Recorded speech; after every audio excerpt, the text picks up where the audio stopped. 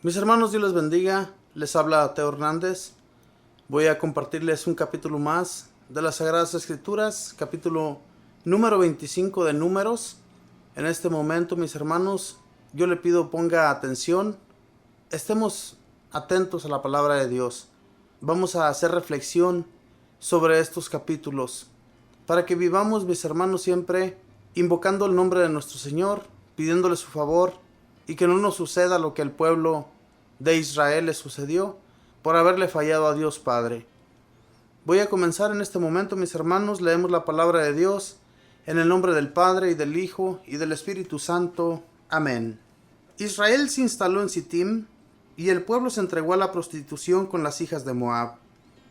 Ellas invitaron al pueblo a sacrificar a sus dioses.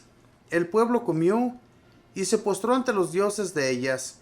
Israel se pegó al Baal de Fogor y se incendió la cólera de Yahvé contra Israel.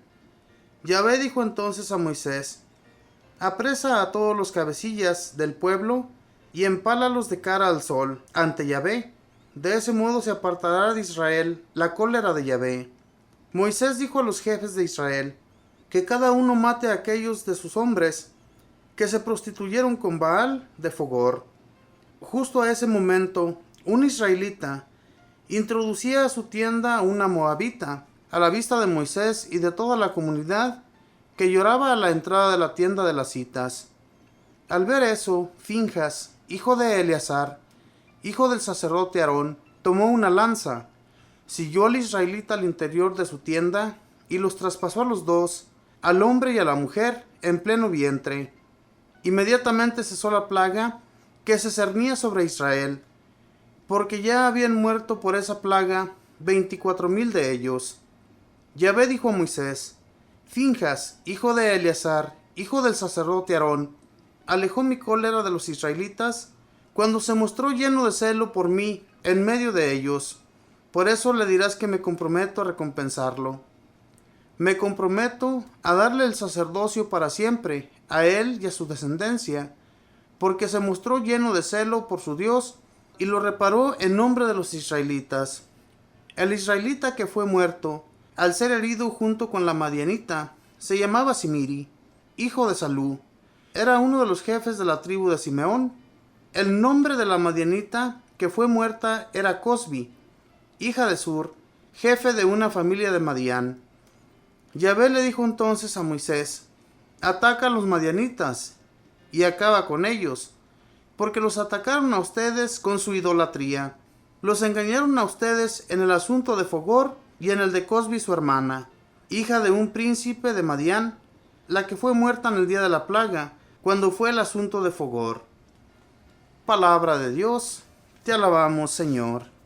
Dios no es que haya sido injusto con el pueblo de Israel al terminar con todos esos 24,000 hombres que habían pecado al meterse con las mujeres de Madián, este pueblo que también ellos iban a conquistar por orden de Yahvé, Dios nuestro. Mis hermanos, el pecado con el que Dios más castigaba a los israelitas era ese, que se hicieran idólatras con dioses falsos, con dioses que no se movían, con dioses que eran simplemente de barro, de oro, de plata o de cualquier otro material. Dios estaba bien enojadísimo con el pueblo de Israel y por eso es que terminó con muchos de ellos.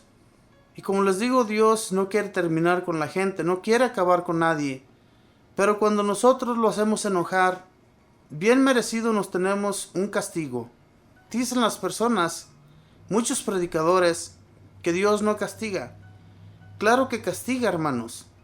Y nos lo tenemos bien merecido también por nuestros pecados.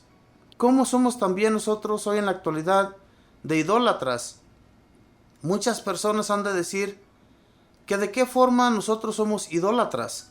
En realidad, dejamos a Dios por muchas cosas que no tienen importancia, especialmente cuando es día de ir a misa, de ir a darle gracias a Dios por sus bendiciones, por lo que Él nos da durante la semana, durante el día o durante cualquier año que recibimos tantas bendiciones de Dios y no somos agradecidos con Él porque no vamos a su casa, Él, cuando Salomón, mis hermanos, decidió hacer un templo para que todos los hijos de Israel fueran y visitaran a ese lugar para darle gracias por sus bendiciones recibidas por parte de Yahvé, así también nosotros, Dios nuestro Señor, permitió que se hiciera esa casa, ese lugar que nosotros le llamamos templo.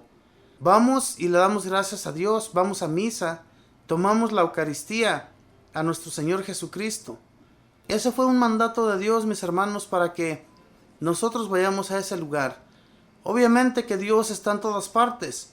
Esa es la excusa que muchos de nuestros hermanos tienen ante Dios, que Dios está en todas partes y que a Él le pueden pedir en cualquier lugar. Es cierto, pero también tiene un hogar donde nosotros tenemos que ir, visitarle y con mucho agradecimiento postrarnos ante Él y llevar también nuestros regalos al templo que nosotros tenemos que darle mantención, como en aquel tiempo se utilizaba entre los israelitas, llevar ante Dios todos sus regalos. Y entonces, hermanos, a lo que quiero ir con eso que les estoy diciendo, es que Dios nuestro Señor se enojó muchísimo por la prostitución de esta gente. Se metieron con las mujeres con las cuales ellos no deberían de haberse enredado, no porque Dios no quisiera que se enredaran con ellas. Las mujeres y los hombres son para eso, para amarse.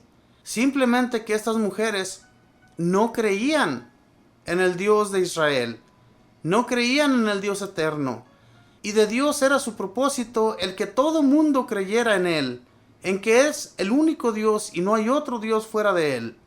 Por esa causa, muchos de ellos fueron ejecutados por Dios, por una plaga que les envía. Pero cuando se termina la plaga, el causante de esto fue Finjas, que se terminó la plaga.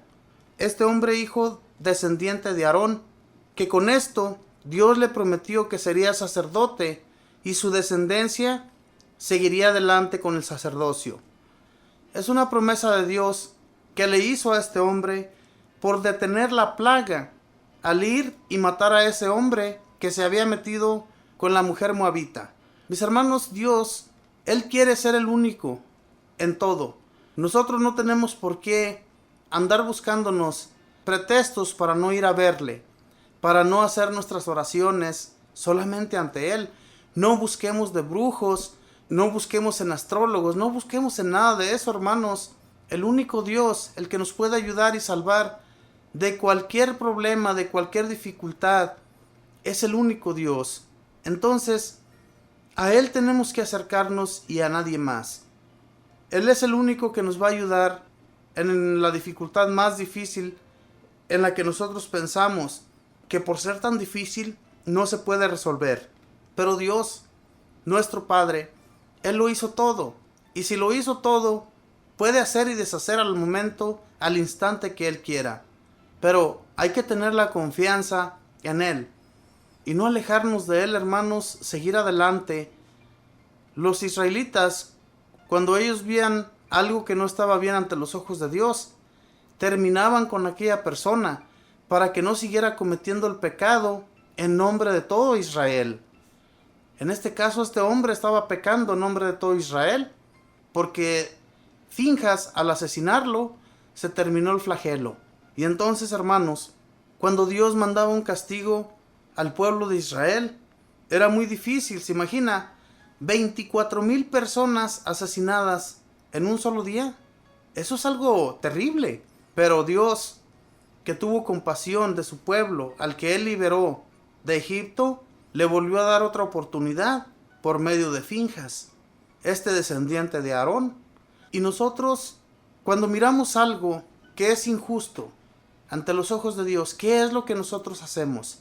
También somos capaces de reprender a aquel que está pecando en el nombre del Señor, o simplemente lo dejamos que continúe. Pensemos en esto, hermanos, porque en la actualidad también hay personas que están haciendo mal o que están dando una mala enseñanza a sus hermanos. Entonces, tenemos que en el nombre del Señor parar todo esto para que Dios tenga compasión y nos siga ayudando en lo que necesitamos, especialmente su Espíritu. Que Dios les bendiga.